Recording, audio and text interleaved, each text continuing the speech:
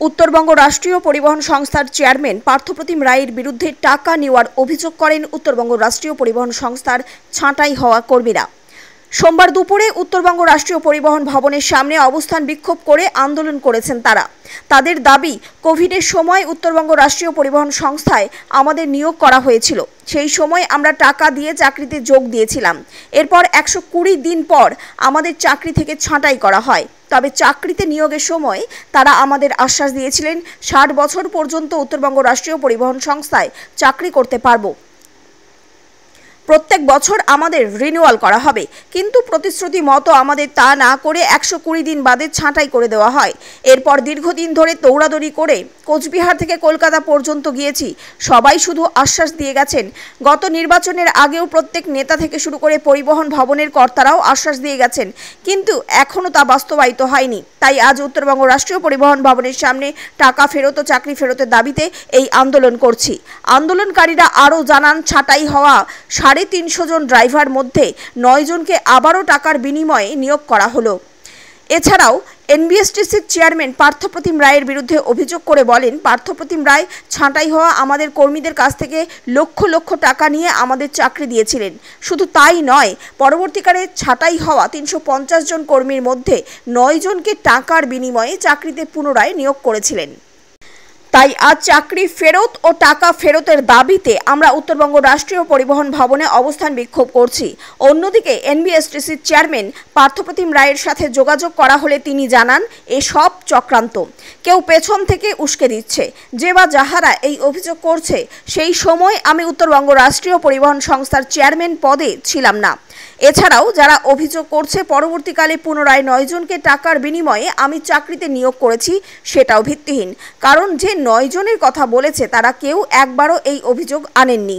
এছাড়াও তাদের কথার মধ্যে বিভিন্ন রকম অসঙ্গতি রয়েছে। কেউ বা বলছে এজেন্সিকে টাকা দিয়েছে, আবার কেউ বলছে আমাকে টাকা দিয়েছে।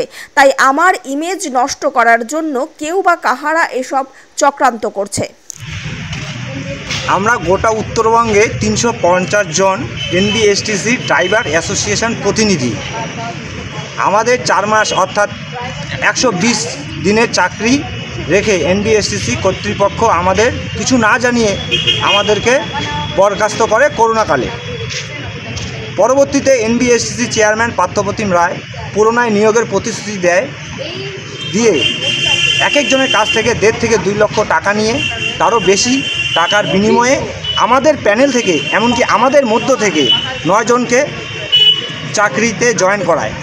তাদের নামের তালিকা আমাদের কাছে আছে, আপনারা যদি দেখতে চান আমরা তাদেরকে দিব, ঠিক আছে। এরপর দীর্ঘ 2 বছর আমাদের বিষয়টা ঝুলিয়ে রেখে এনবিএসটিসি চেয়ারম্যান পার্থপ্রতিম রায় আমাদের চাকরি না দিয়ে বেআইনিভাবে নিজের আত্মীয় স্বজনদের চাকরি দেয়। তদন্ত করলে তাদের নাম বের হয়ে আসে।